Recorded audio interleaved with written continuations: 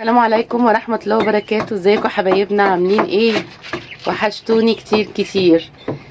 انا كنت نزلت لكم فيديو على ان احنا بنبتدي ان احنا نعمل عشة فوق السطوح علشان خاطر الفراخ، والحمد لله يعني تم بحمد الله ان الحمد لله اتعملت زي ما انتم شايفينها. يعتبر ده كانت اول ليلة للفراخ فيها، والحمد لله زي ما انتم شايفينها كده. بصراحة حلوة جدا، وفرقت عن ان فعلا ان احنا بدل ما نعمل في البيت، لا لما يكون عشة برضه فوق السطوح كمان بياخدوا راحتهم فيها، وهي كمان ما شاء الله يعني مساحتها كويسة زي ما انتم شايفين كده. وبصراحة الفراخ يعني حاسة ان هم بيتحركوا براحتهم فيها بالشكل كده زي ما انتم شايفين. دول الكتاكيت الصغيرين اللي انتوا كنت شفتوهم معايا، ونزلت لكم فيديو ليهم لسه كانوا في بدايتهم يعني. عايزه اقول لكم دي تربيه الفراخ حلوه جدا في البيت، وبتدي روح فعلا للمكان زي ما انا ما قلت لكم قبل كده. وانا عن نفسي انا مبسوطه جدا بالعشه دي بصراحه يعني. زي ما انتم شايفين كده، هي بس لسه طبعا الدنيا متبهدله فوق السطوح. وعندي ابني اهو زي ما انتم شايفين كده بيعمل برضو الطوب ده عمال يدق. انتوا كنت قلت لكم برضو ان انا ببتدي لسه جديد برضو في تربيه اللي هو الحمام، والطوب ده بيدقه. دي يعني وجهه نظره ان هو ده باين بيعمل ايه يا محمد؟ الحمام بياكل الطوب ده. ليه بقى بيفيده بايه؟ وياكله ازاي؟ بياكله وهو مدقوق كده صح؟ ليه بقى بيفيده بايه؟ ده اسمه ايه يعني؟ فرش ليه؟ تحديق. يعني ده ايه يعني؟ بيقوي العظم بتاعه يعني، ها؟ ما يتعبش بسرعه. يعني بيديله مناعه. فهو ده بيدق طوب كده زي ما انتم شايفين كده، علشان خاطر هو بيقول لي ان ده تحديق للحمام.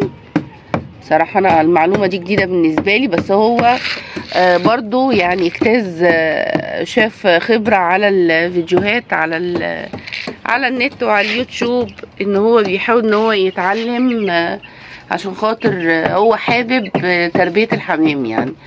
وعلى فكرة معلومة برضو انا سمعت ان الحمام برضو لازم اللي يكون قريب ليه صاحبه لازم يعني يتوصل له ان هو يكون قريب ليه ويبقى حنين عليه وكده، تربية الحمام بالذات.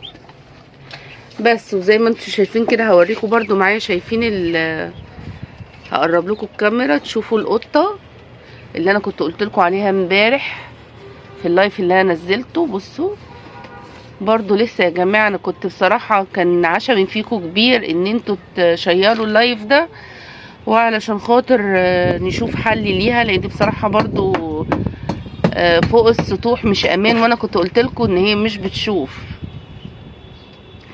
انا هنا حاطه لها اكل قطه، بطلع لها الاكل وكل حاجه، والحمد لله ربنا يجعله في ميزان حسناتنا جميعا يا رب. بس هي المشكله بس علشان خاطر هي قاعده لوحدها هنا، والجو برضو يعني ساعات برضو هوا كده يعني. فياريت شيروا اللايف كده، او اللي يعرف حد يمنشنلي او مؤسسه او اي حد يكون يقدر ان هو يتكفل بيها ياريت. بس هنرجع تاني لموضوع الفراخ. بصوا انا جبت اللي هو الفراخ اللي هي الساسو والفراخ البيضة، بس انا عن نفسي يا جماعة والله انا بحب الفراخ الساسو جدا يعني في تربيتها، وكمان بتبقى تقريبا المناعة بتاعتها بتبقى افضل من الفراخ البيضة. الفراخ البيضة محتاجة اهتمام جامد قوي، لكن الفراخ الساسو خلاص. هو طبعا هو اي فراخ اي كتاكيت في البدايه بتحتاج طبعا اهتمام، لان لسه بتبقى مناعتها ضعيفه. لكن لما بيبتدوا ان هم زي ما انتم شايفين كده، انا دلوقتي يعتبر عدوا ال20 يوم، برضو محتاجين تدفئه وكل حاجه. تدفئه طبعا تكون دي اهم حاجه وكده. وانا جيت هنا عملت لهم لمبه اللي هي البيضه ودفت لهم. بصوا مقفله جامد قوي يعني، حاولت بقدر الامكان ان انا اقفل العشه جامد يعني، عشان خاطر ما يبقاش فيه ولا حتى خرم يعني صغير يدخل منه حتى سرسوب هواء. وبقفلها جامد طبعا. وطبعا انا بنصح ان اي حد لو عنده عشه برضو يقفلها حلو جدا يعني، علشان خاطر ما يدخلش، ممكن يدخل منها اي حاجه لا قدر الله يعني. ده بيبقى برضه يعني بيبقى شقه وتعب يعني وتكلفه، وخصوصا ان دلوقتي زي ما انتم شايفين يعني العلف كمان غالي مش رخيص. يعني انا دلوقتي بجد ربنا يرحمنا والعلف ينزل شويه، لان هو انا كنت جايبه الفرخ ده الكتكوت ده يعني، كنت جايباه لسه، كان في وقتها كان تقريبا ب10 جنيه يعني او ب11 جنيه. تقريبا كان ب10 جنيه، لاني كان الابيض كان هو اللي كان ب10 جنيه، كان ب10 جنيه وده كان ب11، مش عارفه بصراحه. بس العلف تكلفته جامده مش رخيصه يعني.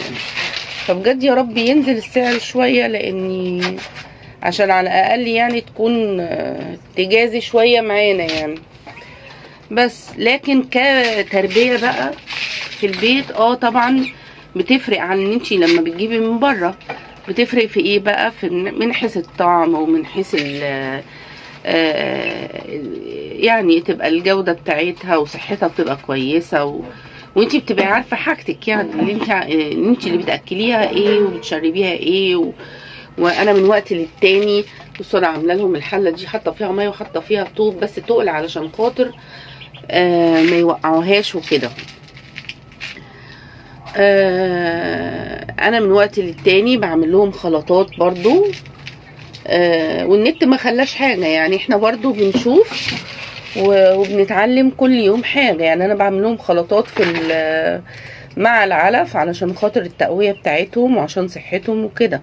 ومن وقت للتاني برضو بحط لهم في الميه، بحط لهم معلقه عسل كده يعني، معلقه عسل اسود بس. وهتابع معاكم برضو. وعلى فكره انا برضو والله فعلا بفكر جدة يعني ان انا اجيب، نفسي اجيب بط يعني، بس مش عارفه بقى البط ده تربيته هتبقى ايه نظامها يعني، هتبقى كويسه ولا وحشه ولا ايه؟ اللي بيربي بط يا جماعه برضو يقول لي يفيدني يعني باي معلومه كده، هل تربيه الفراخ افضل ولا تربيه البط يعني؟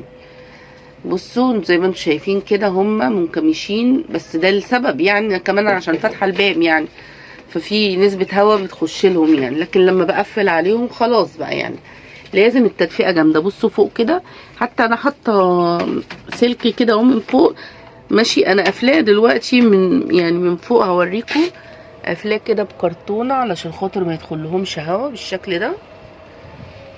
انا مقفله جامد عليهم يعني.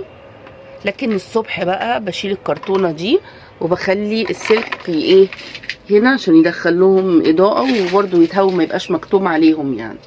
لكن بالليل بقى دلوقتي يعني على دلوقتي كده خلاص الجو بتيجي الدنيا تهدى، ببتدي بقى ان انا خلاص يعني هبتدي اقفل عليهم. انا طلعت ان انا احط لهم اكل وميه وكده، ولسه النهارده اول تجربه بحاول بقى ان انا جبت خيار كده وقلت اقطعه لهم، وهشوف بقى ايه النظام يعني. بالتدريج كده احاول ان انا ادخل لهم اكلات تانية يعني، بس مش دلوقتي، شويه كده يعني، كل يوم بالتدريج بمشي معاهم حاجه يعني.